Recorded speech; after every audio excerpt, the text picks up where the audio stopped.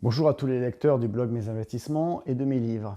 Alors aujourd'hui, le premier livre que j'ai écrit, qui n'est pas le plus connu, Construisez et gérez votre patrimoine avec succès, il va presque avoir 10 ans parce qu'en fait, il a été publié en 2012 et bon, j'avais commencé à l'avoir en tête, à écrire des bribes en 2011. Donc près de 10 ans après, je me suis interrogé finalement, qu'est-ce qui valait aujourd'hui et qu'est-ce que j'en pensais rétrospectivement.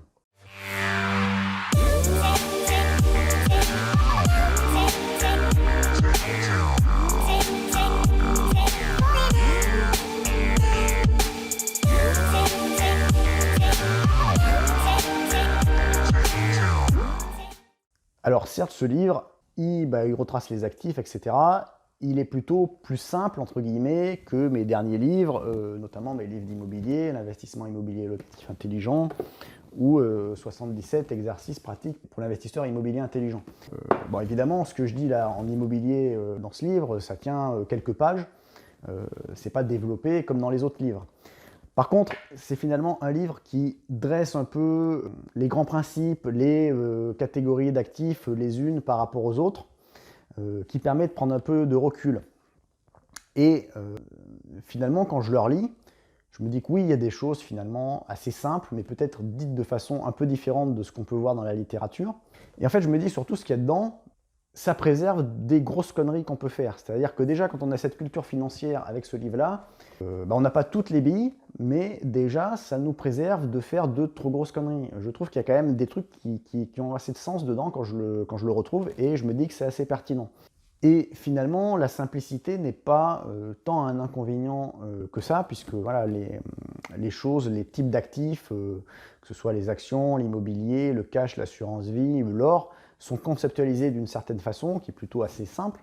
Mais pour vraiment les différencier entre les deux, voir leurs avantages respectifs, leurs inconvénients respectifs, les uns par rapport aux autres, et ça me semble encore pertinent. Et en fait, quand je me dis finalement c'est simple, mais voilà, ça reste valable, et finalement c'est du bon sens, mais qui peut préserver de faire des grosses erreurs.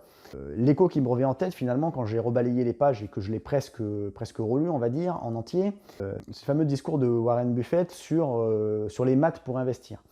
Et en fait, les maths dont on a besoin, les mathématiques dont on a besoin pour investir, c'est le programme d'école primaire. C'est-à-dire que pour investir, il va falloir savoir faire correctement des additions, des soustractions, des multiplications et des divisions. Il ne faut pas forcément chercher à aller plus loin et à complexifier à outrance dans des modèles compliqués. On va dire déjà, quand vous avez du bon sens paysan, entre guillemets, et c'est basique, par rapport aux Français moyens qui sont dans un investissement, vous avez déjà un avantage concurrentiel. Voilà, je fais un parallèle, je ne sais pas si dans votre job salarié, vous êtes confronté parfois à des budgets, à faire des budgets, des budgétisations.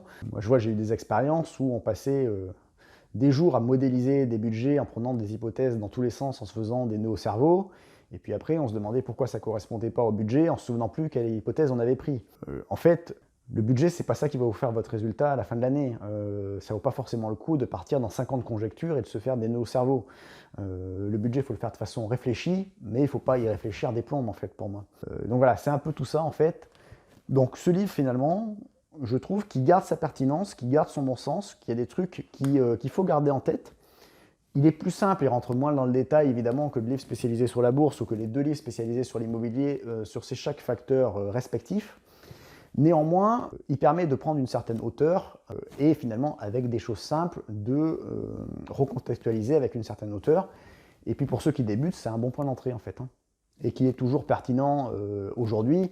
Bon, la seule chose qui change un peu, c'est les exemples avec des rendements de fonds euros à 3,5 ou 4%. Bon, évidemment, aujourd'hui, vous n'allez pas trouver des fonds euros à 3,5 ou 4%. Enfin, ça n'empêche pas que les raisonnements et les grandes lignes qui sont dedans restent valables, et puisqu'ils étaient pris avec une certaine hauteur de vue historique, au moment où j'ai écrit le livre. Voilà, si vous avez aimé cette vidéo, vous pouvez cliquer sur le petit bouton j'aime, vous abonner à la chaîne, les liens vers mes livres dans la description de la vidéo, et un petit cadeau bonus à télécharger gratuitement, petit e-book PDF. A bientôt sur le blog et sur la chaîne.